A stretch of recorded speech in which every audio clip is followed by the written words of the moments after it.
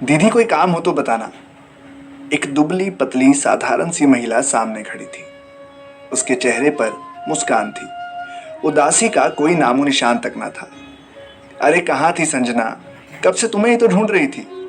क्या करूँ दीदी, कंपनी में जब छुट्टी होती है तभी आ पाती हूँ। इधर आदमी की भी तबीयत कुछ ठीक नहीं है, तो छुट्टी वाले दिन भी आना नहीं हो पाता। अब वो थोड़े ठीक हैं तो मैं चली। कुछ काम कर लेंगे तो कुछ पैसा मिल जाएगा, वो बोलती रही और मैं उसका चेहरा ही देख रही थी। एक छुट्टी कंपनी से मिलने पर वो समय भी कुछ काम करके पैसे चाहती है ताकि अपने घर का खर्च उठा सके। उसका पति बूढ़ा, मंद बुद्धि व बीमार है। वो कुछ भी नहीं कर सकता है, अपने आप नहा तक नहीं सकता।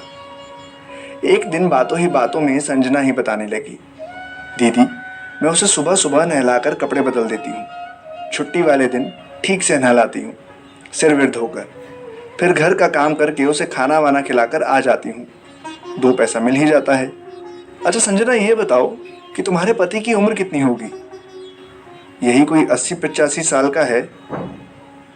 बहुत उदास होकर वो बताने लगी, दीदी हम लोग बहुत गरीब थे। माँ और पिताजी ने इस बूढ़े के साथ मेरी शादी कर दी।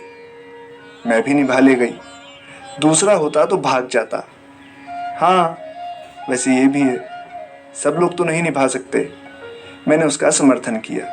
सगे माँ बाप ने तुम्हारी शादी की थी? हाँ दीदी, सगा था सगा, सगे वाले ने ऐसा किया। मुझे लग रहा था शायद सौतेली माँ या सौतेला बाप होगा, पर यहाँ तो सगे माँ बाप ने ही बूढ़े आदमी के साथ अपनी 15 साल की बेटी ब्याह दी थी। घर में और कौन कौन है संजना? मैंने उससे उसके बच्चों के बारे में जानना चाहा। दीदी 2 बच्चे यहाँ रहते हैं और 2 बच्चे गांव में पढ़ाई करते हैं। गांव में एक टीचर है, उसी के घर में 2 बच्चे, एक लड़की और एक लड़का रहते हैं। मैं उनकी पढ़ाई के लिए 2000 रुपये महीना भेज देती हूँ। यहाँ एक बेटा छोटा मोटा काम करता है और बड़ी बेटी का विवाह कर चुकी हूँ। और बेटे की भी जल्दी शादी कर दी। क्या करूँ, अच्छा रिश्ता मिल गया और मैंने उसकी शादी कर दी। बहू कैसी है? मैंने मजे लेते हुए पूछा। बहू भी बहुत अच्छी है दीदी, बेटा हुआ है उसके बेटा, बहुत सुंदर है, साल भर का होने जा रहा है। बूढ़े बेकार बेरोजगार पति को संभालना, बच्चे पालना, कंपनी में भी काम करना और अवकाश के दिन घरों में भी काम करना, गजब की हिम्मत है उसकी। कभी भी उस औरत को मैंने रोते हुए या शिकायत करते हुए नहीं देखा।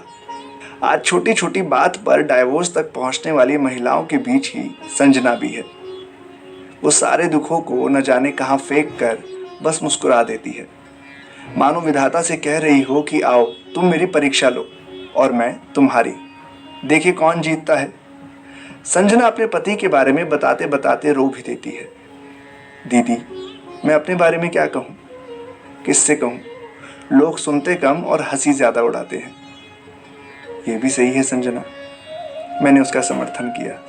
वो फिर अपनी बात में वजन डालते हुए कहने लगी, लोग सुनेंगे तो खाने को तो देंगे नहीं, हंसी और उड़ाएंगे तो क्या फायदा, अपनी परेशानी तो खुद ही झेलनी पड़ती है।